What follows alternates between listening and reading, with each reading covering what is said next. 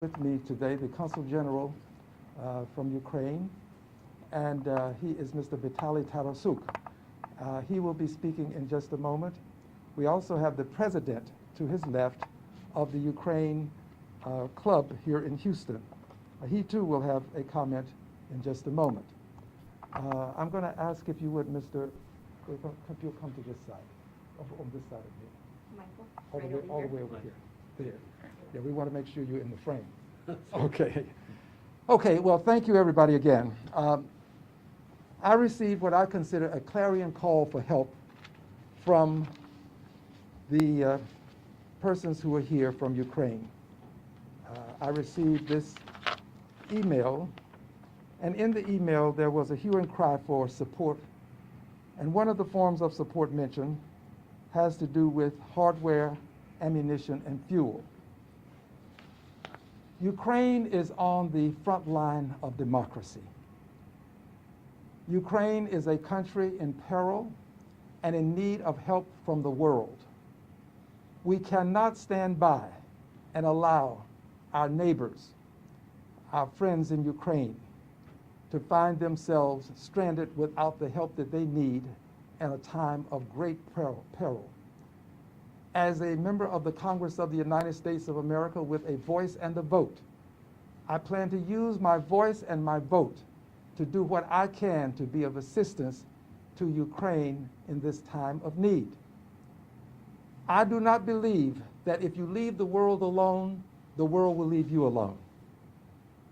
This is clearly demonstrated with what has been done to Ukraine. Mr. Putin and the military in Russia has assaulted Ukraine, invaded the country, invaded a country that seeks democracy, a country that seeks self-sufficiency, a country that was moving in a direction that I consider very positive in trying to make sure that it had a proper place in the countries of the world. And unfortunately, their neighbor has a different sense of what Ukraine should be all about. I don't share that vision. I want Ukraine to be self-sufficient. I want it to be autonomous. I believe in the sovereignty of Ukraine. And I plan to do what I can as a member of Congress with a voice and a vote to protect the sovereignty of Ukraine. To this end, I am sending a letter to the President of the United States of America, whom I have great faith and confidence in. I'm sending a letter to the President because I want the President to do more. I want our country to do more to help with the ammunition, the fuel, and the portable hardware that they need. I have, in my conversations with the Consul General, been told that the people of Ukraine are going to defend themselves, but they want a means by which they can defend themselves. They are providing the people to fight. They need the support that people who are fighting would have by way of armaments. So I'm going to encourage in my letter that Ukraine receive more support for the military weaponry that they need, not the personnel, but for weapons that they will need. We have already sent some $650 million worth of armaments, weapons. We've helped them with the $650 million in the last year. And I think that's a good thing that we've done, but I'm praying that we can do more because I understand and all the world can see the need for Ukraine to get additional help. I close with this. Ukraine is on the front line of democracy. Dr. King said, injustice anywhere is a threat to justice everywhere. Ukraine is that place that represents the threat to justice everywhere if we allow the Russian military to succeed. There is no way to prognosticate where this will end if we allow success with the Russian military in Ukraine. Therefore, we have to step up now and do what we can, especially given that Ukraine at one time was a nuclear power, especially given that Ukraine surrendered its nuclear weapons pursuant to the 1994 Budapest Memorandum. Ukraine was promised protection. We have to keep our promise. We have to stand by the words that we accorded Ukraine in exchange for Ukraine surrendering its nuclear weapons. I am a person who would like to see a nuclear-free world. And because I want to live in a nuclear-free world, I applaud Ukraine for what they did. And I want to be able to applaud the nations that promise to support Ukraine in a time of need such as this. I want to be able to applaud us for what we will do to help Ukraine through this time of great peril, when not only are buildings at risk of being destroyed, and they are, not only when the country can find itself with its economy ravished, and it's likely to be done, likely to be literally obliterated, the economy of Ukraine, but also at a time when the lives of women, men, and especially babies are at risk. Babies ought not find themselves waking up one morning with missiles and bombs landing in their yards. We have to do all that we can to stop this. And I'm going to make that appeal to the President. I have the letter that I will be sending to the President in my hand. I will not read it now, perhaps later. I won't read it now because I think the President should read it before I present it to the press. But at a later time, we'll make known what's in it by reading it to you if it becomes necessary. But I assure you that we are asking for the additional assistance that Ukraine has requested. I'm asking and joining them with the request. With this said, I'm now going to yield to the Consul General, and thereafter we will hear from the President of the Ukrainian Club. Mr. Consul General. Thank you. Thank you so much. I'm very grateful to be here together with Congressman Green, and we really appreciate the support that he is willing to provide to Ukraine. Because as he rightly said in his words, Ukraine is fighting for democracy. Ukraine is fighting for its independence and its sovereignty. Ukraine did not provoke its aggression. Ukraine does not have to pay a huge price for defending democracy in Europe. I think all of the Ukrainians deserve support of a free, loving nations like United States and countries in Europe. The war in my country is ongoing for 8 years already. Russia attacked Ukraine in 2014 by attempted annexation of Crimea and occupation of eastern parts of Ukraine. This year, they just took it to the new level, attacking the whole country in multiple locations. And as Congressman said, kids, families, they wake up to the explosions in the residential areas in the capital and in many other cities around the country. People wake up to explosions, to bombs, and even in the capital, some rural buildings are already destroyed. People can see tanks moving towards the capital.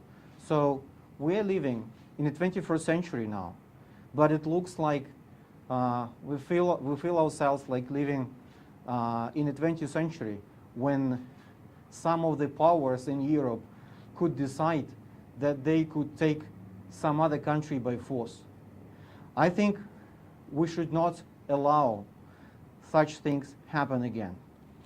As the Congressman rightly said, we are fighting for ourselves, and we can defend ourselves, but we need all the support that we can get to defend ourselves.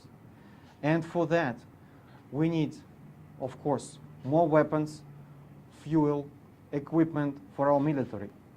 We also need tougher sanctions against the aggressor. We have to disconnect Russia from the global world so they can feel the pain for the aggression. We also need financial assistance to support Ukraine's economy that is being challenged by the aggression, and it's difficult to fight and to do business at the same time. That's why at this time we need financial support as well. But also people of Ukraine, they need humanitarian assistance, because we already have more than 200 people dead, among them also children, elderly people. And as we speak, the aggression is ongoing, and the Russian forces are moving to the bigger cities and to the capital. That's why we really would appreciate any assistance that we can get. We appreciate the United States support.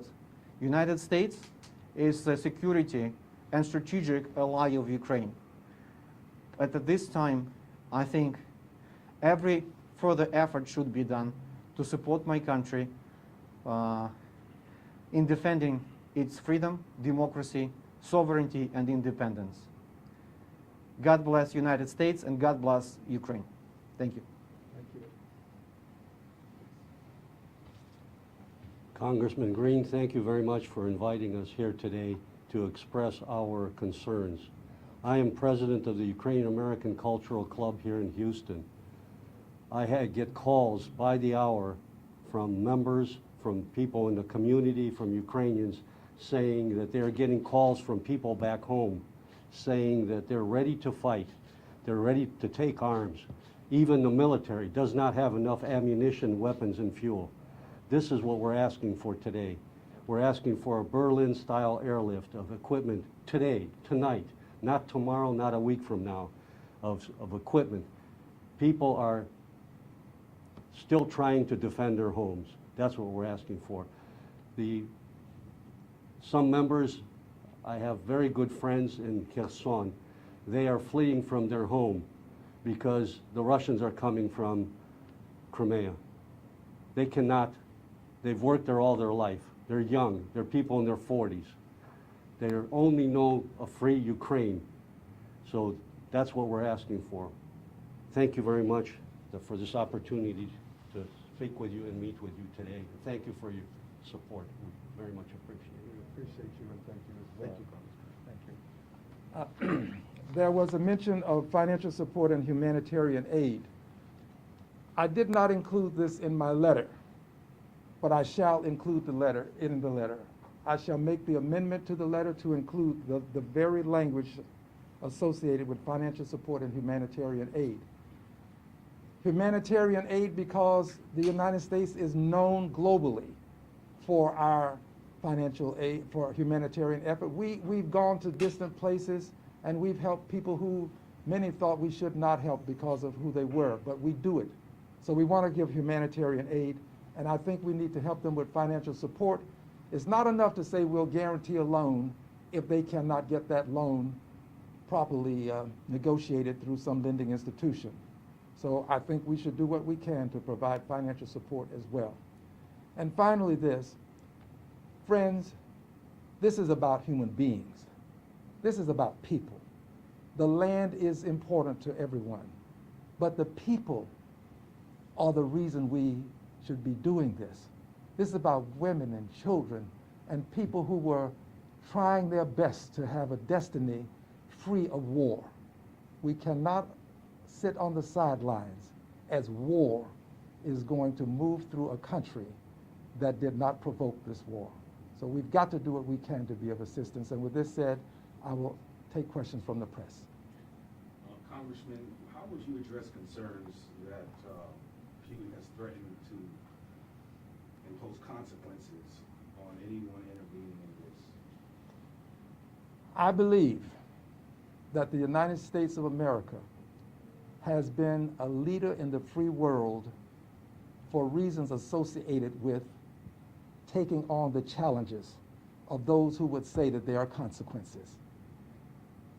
We can't let history show 100 years from now, when those who look through the vista of time upon this time, we can't let the record reflect that we allowed a country to be devastated and taken over by another country. If we do, not only will history not be kind to us, but also we don't know where it ends. It didn't end with Ukraine. We thought that Crimea might be the end, but it didn't end with Crimea. Now it's all of Ukraine.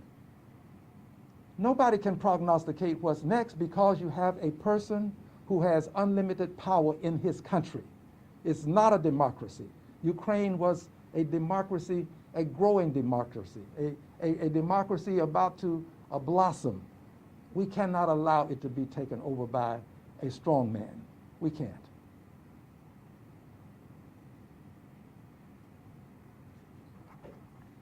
Can you also spell your names, please?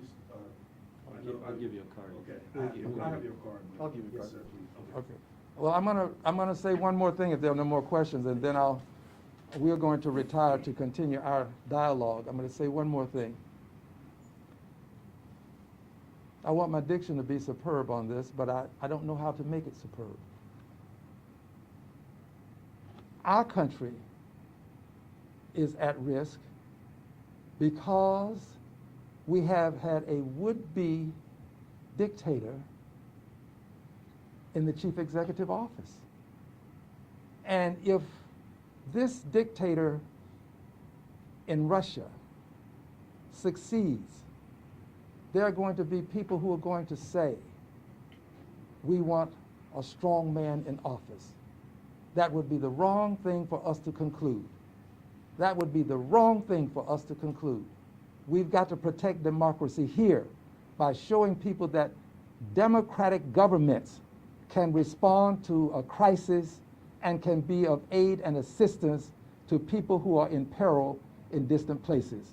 Democracy here succeeds when we show that it can be of an aid to people in distant places who are in need of help.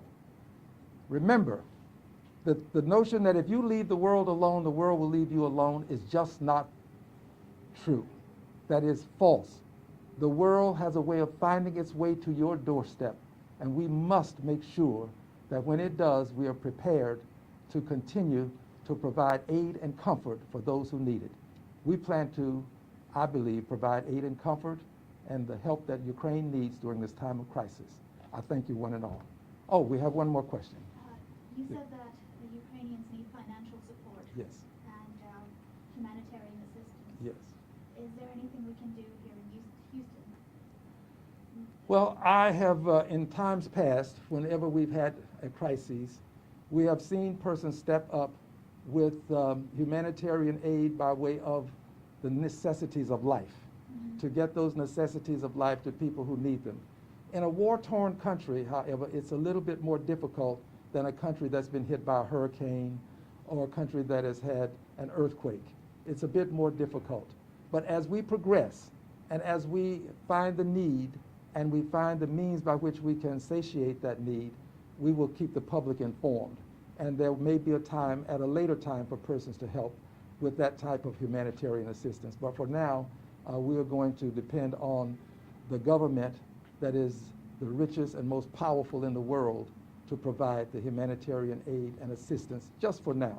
But there'll be a time, I believe, when people can pitch in as well. That's my belief. And I speak as a member of Congress who has a voice and a vote.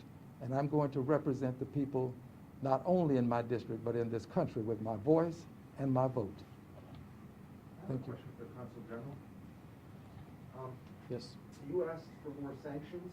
Yes, I don't know that's if true. you've heard in the last hour or so, Putin and Lavrov, the EU and the US have now frozen their assets. What more sanctions are you looking for?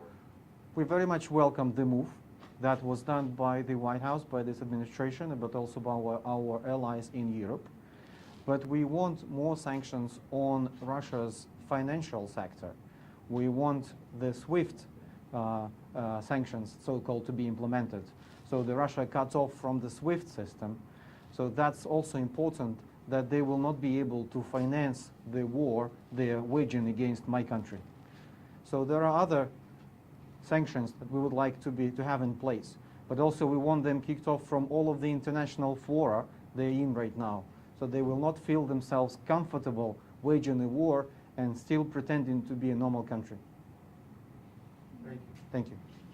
Do you feel it's got to be difficult being half a world away and trying to get help for your country? Well, it is not difficult. Difficult, it is fighting right now the Russia's aggression. We're trying our best here, the whole diplomatic front that we have globally. We're trying our best to first tell the truth about what's happening in my country, and then ask assistance and what's really needed to Ukraine right now. So our job is not that hard as fighting the actual war. So, but we here feel ourselves very welcome in Texas, in Houston, and we really appreciate the support of the community that we received. Thank you. And I would add this. It may be difficult for citizens to do it, for people to do it, but it's not going to be that difficult for the United States of America as a government to do it. This government has the best planes, the best ships, the best strategists, and we can get that help, that aid into the people that need it in Ukraine. So the appeal now is for the government to take action.